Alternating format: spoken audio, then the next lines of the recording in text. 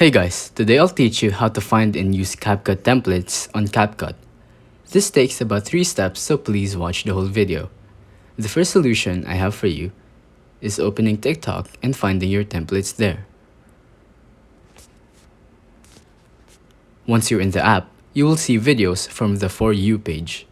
All you have to do is tap on the magnifying glass icon at the top right part of the screen. Now you will see the search bar. Type any specific CapCut template you want and then search it.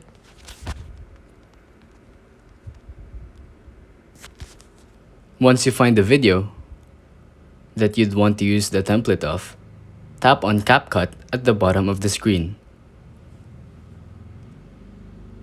It will ask you if you want to open CapCut and use the template. Tap on it and it will take you there. To use the template, you have to select photos or videos and then you're done. The second method I have is if you go directly to CapCut and then tap on template button at the bottom of the screen, then you will find all the templates you want to use. It's that simple. If you think this video was helpful, please consider liking, subscribing, and hitting the notification bell. If you have any questions, feel free to comment down below.